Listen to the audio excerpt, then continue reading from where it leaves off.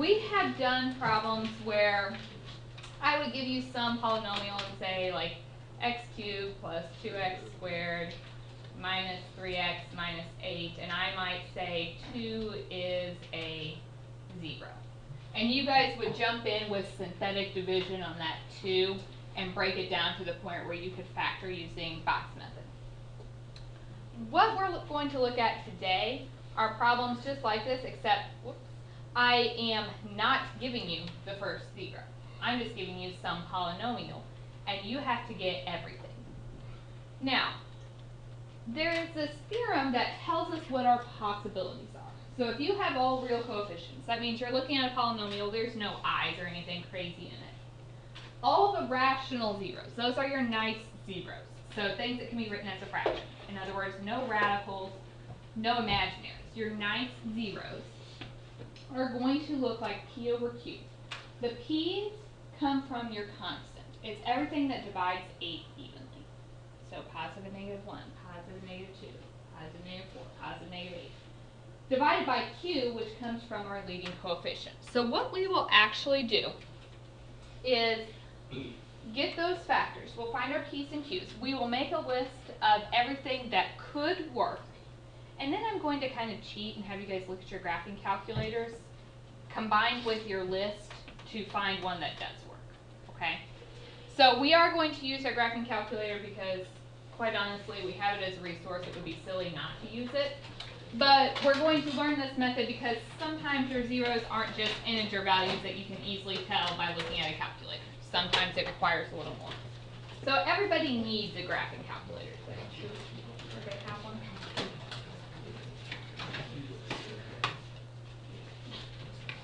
So here is our first problem.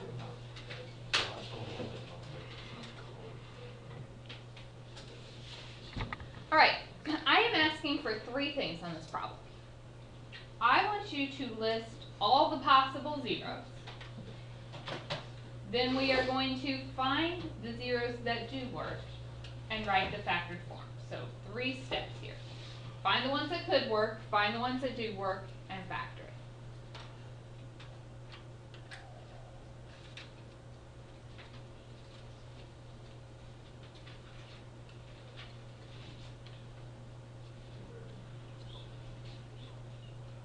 To find our possible zeros, we first need to find our p's and q's.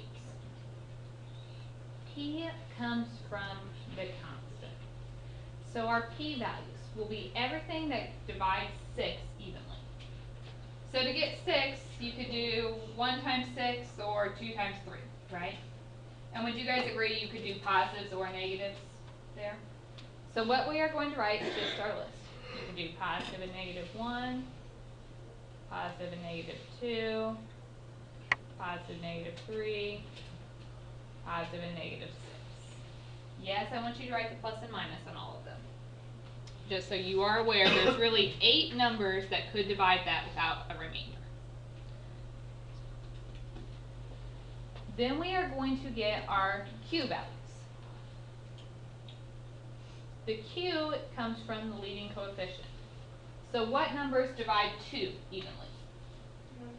1 and 2. And they could be positive or negative. So positive, negative 1, positive, negative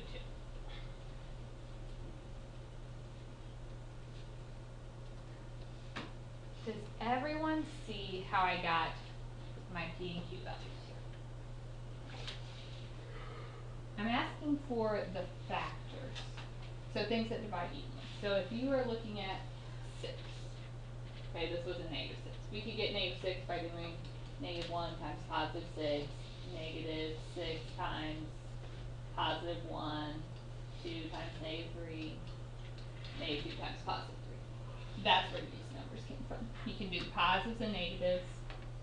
1 times 6 equals 6, and 2 times 3 equals 6. And the same thing with our 2. It doesn't matter what order you write them in, so if you want to write 1 and 6 next to each other and 2 and 3 next to each other, if that makes sense, it doesn't matter a bit to me. Now I'm going to find my possible zeros.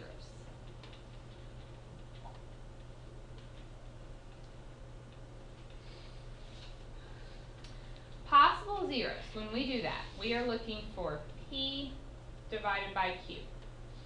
So really, every one of these would have a positive and negative, because you could divide, two positives and get a positive. You could divide a positive and a negative and get a negative.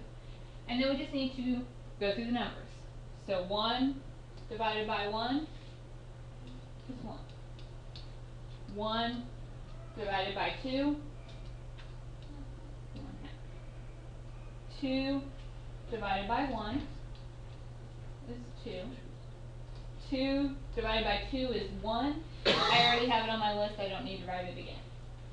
3 divided by 1 is 3. 3 divided by 2, 3/2. 6 divided by 1 is 6. 6 divided by 2 is 3. It's already on my list. I don't need to write it again. Will there always be plus or minus? Yes. Every single problem, you will put a plus and minus on every one of them. Is this what we put in? Okay. Everybody sees where I got my list of possible zeros. These are the real numbers that could divide this evenly. Now, if you are looking at, a textbook or reading on Math Excel when it tells you how to find them, it's going to tell you to plug all of these things in for x.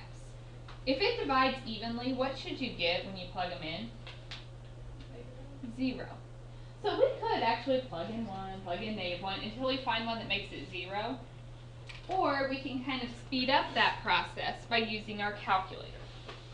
So I would like everybody to go to your calculator, and we are going to graph this function.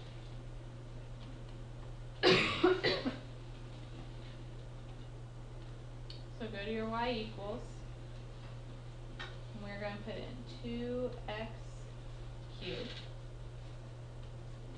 plus 11x squared minus 7x minus 6. Just so we're all looking at the same thing, hit zoom number 6. That'll kind of reset all of our calculators so they're the same. You notice this original polynomial was x cubed. Zeros are your x-intercepts. How many x-intercepts does this have? 3. Okay. We could list all 3 of these, but sometimes it's hard to tell, especially when they're decimal values. I just need one of them that you know for sure. Can you tell one that works for sure? 1. Okay. Now, it's a problem like what we were doing before break, where I gave you the first 0. All of this work was just to find something that worked. So now we know that 1 is a 0. Was 1 on our list of possible zeros? Yeah, positive 1. It's an option. So what we are going to do is synthetic with a positive 1.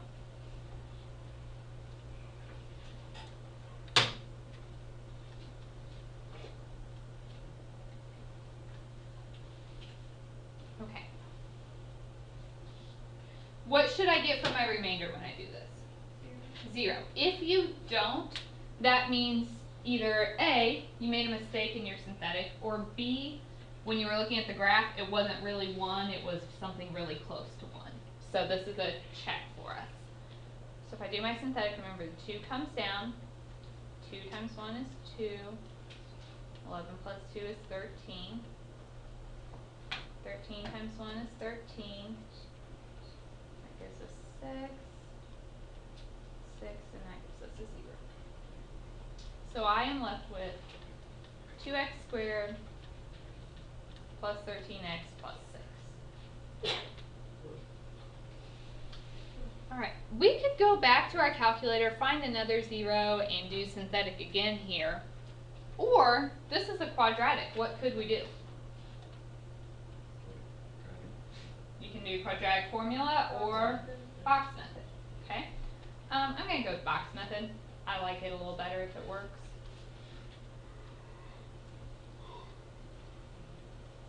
So if I multiply, I need 2 things that multiply to 12 and add to 13.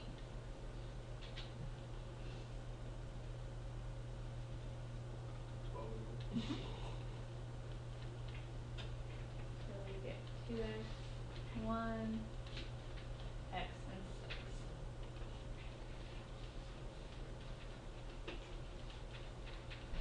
6. Okay. This question asked for the possible zeros, which was this, the zeros that work, and the factored form. Is this my complete factored form right here? What is it missing? It's -1. Right. So this is our factored form. So the zeros for this, what makes 2x plus 1 equal 0? What makes x plus 6 0? And x minus 1? Were all of those numbers on our list to begin with? Yeah. So those were the pieces here. So we did the problems before where you had to factor it and write the zeros. The only difference is now I'm not giving you the starting point. You have to find the first one yourself. Okay, then after that it's like previous problems. This is the only thing we're doing today. So just problems like this. What questions do you have for me? It's not too bad. It's a little time consuming, but not really. Yeah, page consuming. Okay. Let's try another one then.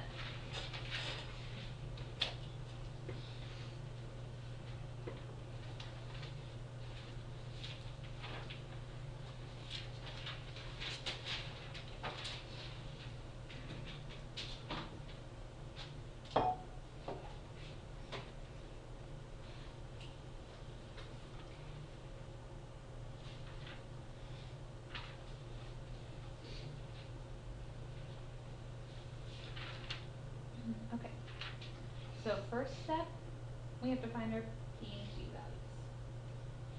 The P comes from the constant. What is everything that divides 1 or divides 2 evenly? 1, 2. And we'll just put our plus and minus with each of those. Q is the leading coefficient. So everything that goes into 6.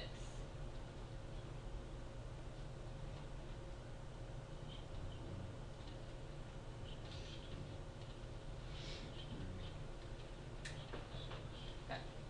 A lot like the last problem, except I flipped your P and Q in the previous one. Okay, so our possible zeros. How do you find the possibles? Right, P over Q. So 1 over 1 is 1. 1 over 2. 1 over 3. 1 over 6.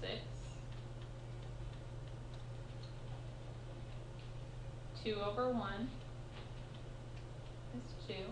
2 divided by 2 is 1, I already have it. 2 over 3. And 2 over 6 reduces to 1/3, so I don't have to list it again. Okay.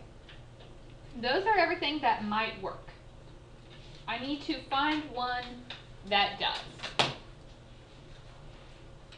So, go to your calculator, go to your y equals, and you're going to type in this function.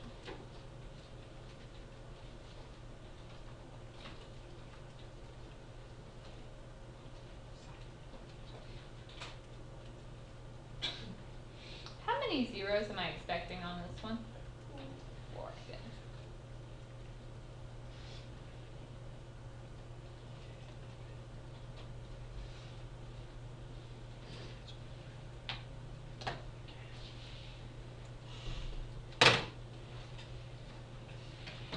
Okay, so several possibilities here. Yeah, -2 and 1. -2 and 1 look like they both work. Okay, so you could start with either one of them. You said -2 first, let's do it. This is a difference. You might, two people could start with different numbers here. It doesn't matter. So anything that actually works and gives us a 0 for a remainder is an okay starting point.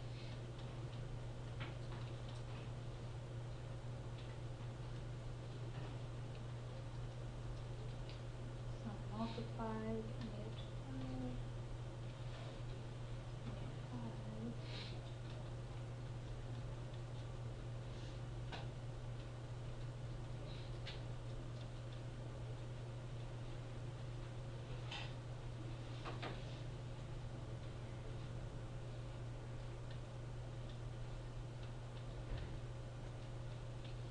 We have to do them for both. If you look at this, is it to the point where I can just do box method? No.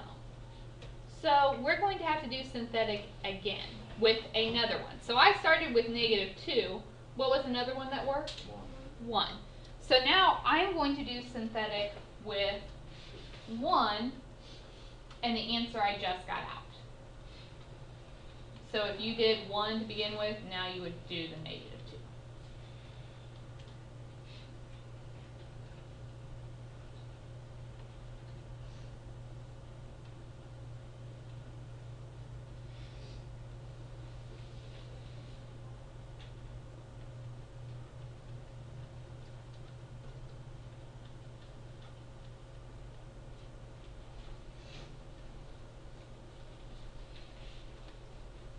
And you should get 0 for remainder once again.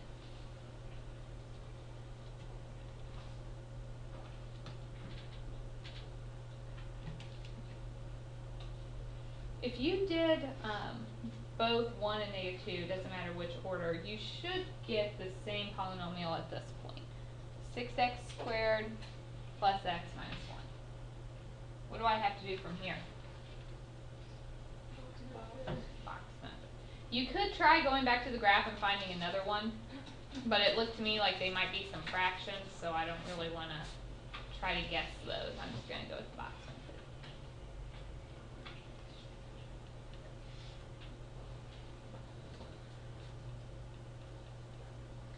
So I multiply to -6 and add to +1. -3 and 2. Positive Oh. 3 and -2, yeah. Right number, Sean.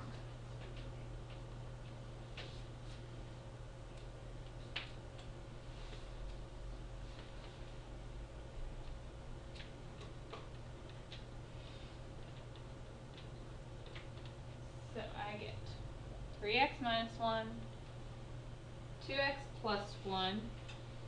What else do I need on my factored form? X plus 2 and x minus 1. Because remember, if these are zeros, they have to make it 0 when you plug it in. So it's the opposite, x plus 2 and x minus 1. So then the zeros, what makes 3x minus 1 0? 1/3. What makes 2x plus 1 0? -1/2. You guys know how I'm getting this? Just set it equal to 0 and solve it. X plus 2 gives us -2, x minus 1 gives us 1. And those were all the zeros. Those were all on our list of possible zeros at the beginning.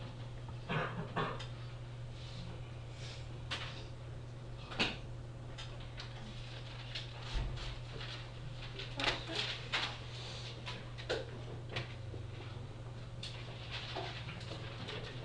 Are you guys ready to try one on your own yet? Yeah, I think we can. I want you guys to do this one. So, where do you get the p-values? Right, so that's plus or minus 1. Good. Our q values come from the leading coefficient. It was 1x to the 4th, so just plus or minus 1.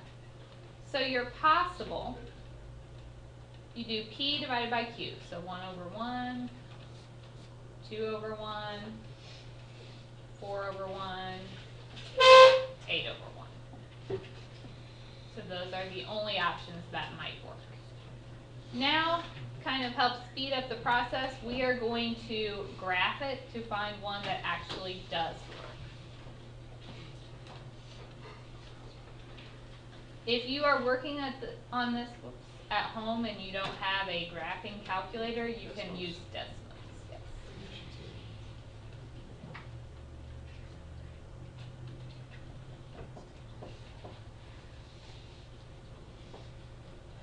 Okay, so from my graph, if it ever graphs, Yeah, it's kind of slow. yeah. Okay, tell me one that worked. -1 and 2. Negative 1 or 2. So if I start with negative 1.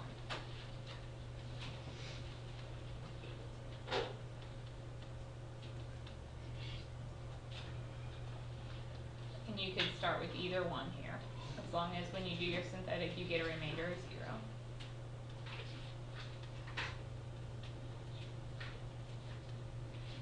So when I do this, that gives me x cubed minus 2x squared plus 4x minus 8. Can I factor that nicely? No. What if I can set that to the ratio of 2? Okay, so now you go with another one that worked, which What was, if it does work? What if you can factor? then you just factor it. And don't worry about the other one? Yep. Awesome. So this synthetic is just to break it down to the point where you feel like you can factor it, or do a quadratic formula. So you only have to do this as much as you need. Bless you. Okay, so 1.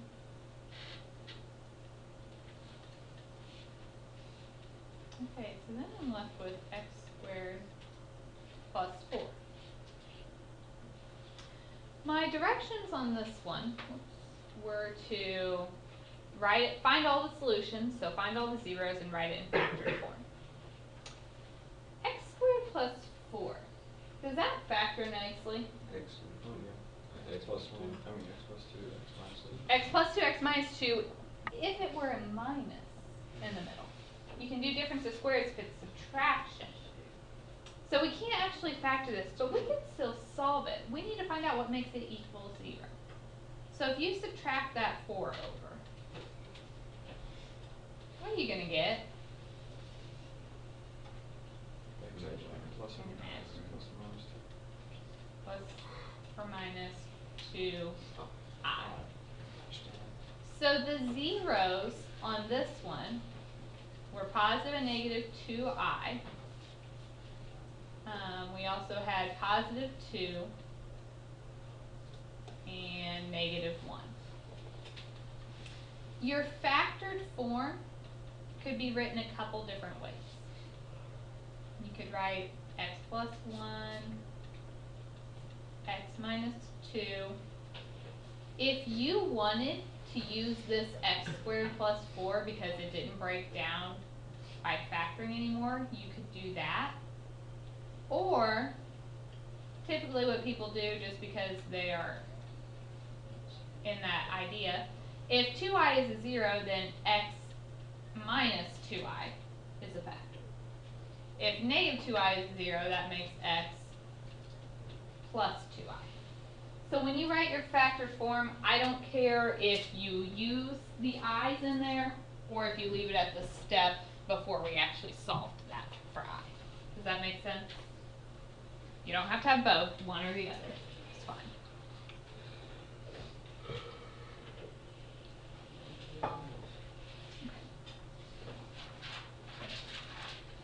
Okay. Questions there?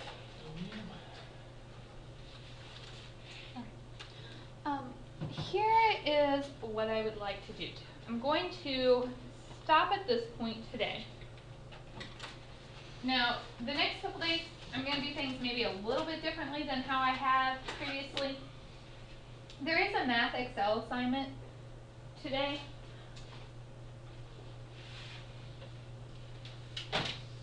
It is due by 3 o'clock on Friday. However, tomorrow, on Thursday, I am going to do the next section and another Math Excel. And then Friday, I'm going to give you class time to work on both of those Math Excel assignments. Does that make sense? So you've got the rest of class today. Tomorrow I'm going to teach next section. Friday will be a work day for those two sections. so you'll have time to work on either or whatever you need. Great.